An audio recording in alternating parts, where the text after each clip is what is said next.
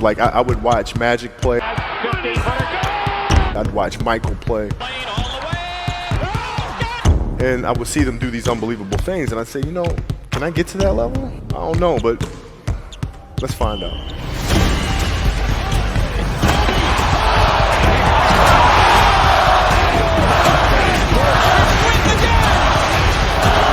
That's why he's the best player in the game.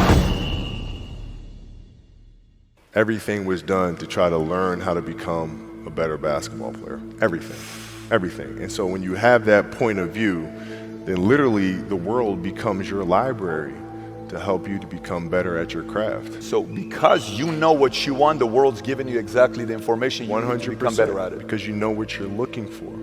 So many guys tell stories about your work ethic. Yeah. What was really your work ethic like, and for how long did you stay disciplined? Well, I mean, every day. Since 20 years. It was an everyday process, and trying to figure out strengths and weaknesses. For example, jumping ability. Man, my vertical was a 40, it wasn't a 46 or a 45. My hands are big, but they're not massive, right? So you got to figure out ways to strengthen them so your hands are strong enough to be able to palm a ball and do the things that you need to do. Quickness, I was quick, but not insanely quick. I was fast, but not ridiculously fast, right? So I had to rely on skill a lot more. I had to rely on angles a lot more. I had to study the game a lot more.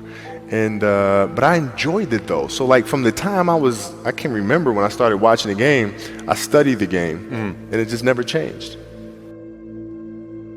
It's a good separation for me, emotionally, to be able to put myself in a place where at practice or when I'm training or during games, I switch my mind to something else.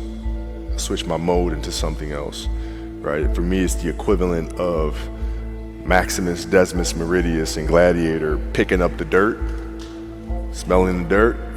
It's go time, right? So that was my mental switch. It was like an actor getting ready for a film. You got to put yourself in that cage. When you're in that cage, you are that character. And then when you leave there, it's something completely different. But when I'm in that cage, bro, don't touch me, don't talk to me.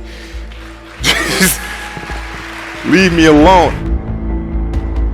How did you get mentally and emotionally so strong where it doesn't bother you? Well, you got to look at the reality of the situation. Like for me, it's not, you kind of got to get over yourself. It's not about you, man. Like, okay, you feel embarrassed. You're not that important. Like, get over yourself. That's where you go. Get over yourself, right? Like you're worried about how people may perceive you, and like you're walking around and it's embarrassing because you shot 5 air balls. Get over yourself, right? And then after that, it's okay, well, why did those air balls happen? Got it. High school, year before, we played 35 games, max, right? Week in between, spaced out, plenty of time to rest. In the NBA, it's back to back to back to back to back to back to back. I didn't have the legs. So you look at the shot, every shot was online, but every shot was short. Right? I got to get stronger. I got to train differently. The weight training program that I'm doing, I got to tailor it for an 82-game season so that when the playoffs come around, my legs are stronger and that ball gets there. So I look at it with rationale and say, okay, well, the reason why I shot air balls is because my legs aren't there. I go, well, next year they'll be there. That was it. Done.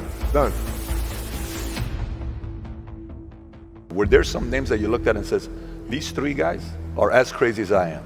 At the time, I deal with what I've referred to as Goat Mountain. I went to Goat Mountain, and I talked to Magic, Michael, Bird, Hakeem Olajuwon, Jerry West, Oscar Robinson, Bill Russell. So I would talk to them. What did you do? What were your experiences? Michael in particular, he's become my big brother. He's been my big brother since I first came in the league. And what was that process like? So I went to them and started understanding the ins and outs of the game and how they approach things and their level of detail and obsessiveness, and that's what I did. The players that had that passion but weren't willing to commit their entire lives to doing that, right? It's a choice.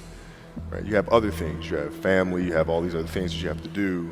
The game can't really be your #1 priority. And so I was looking at that like, man, this is gonna be fun.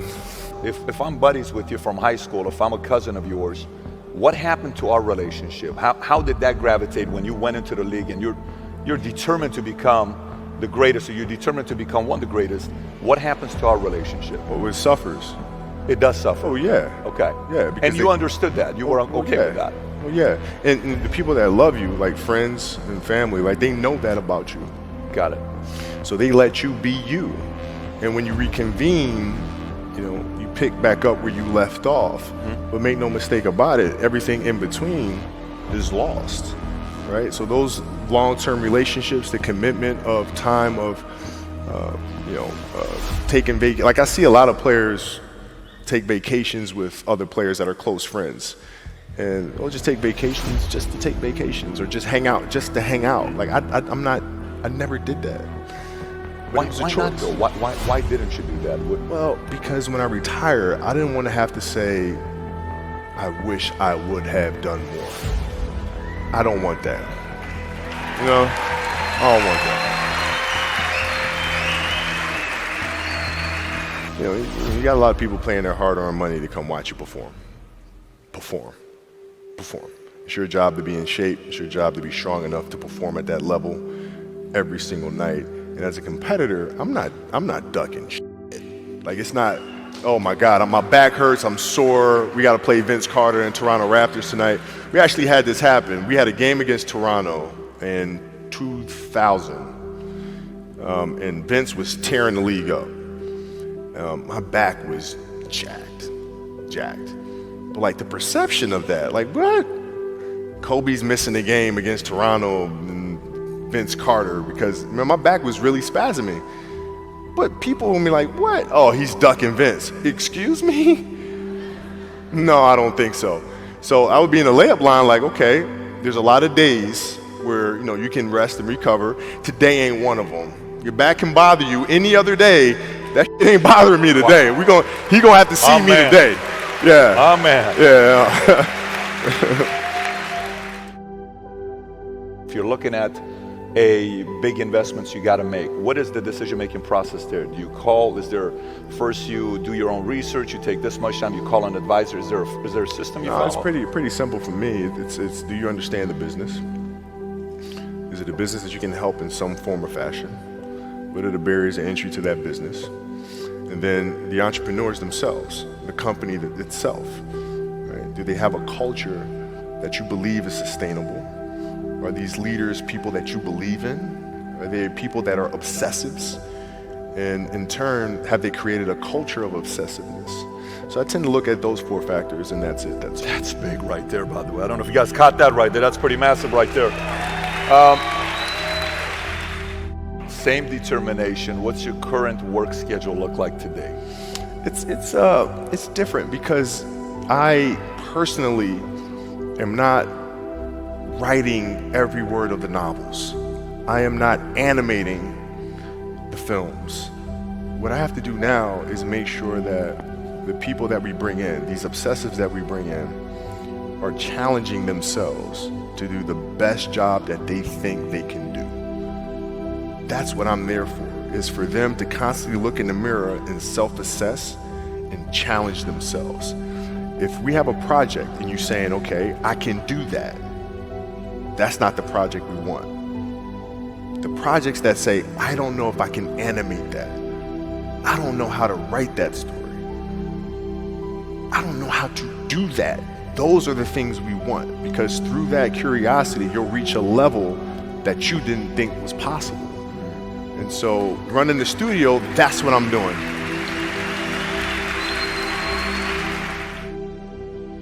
You're playing against the Golden State Warriors. Score is 107-109.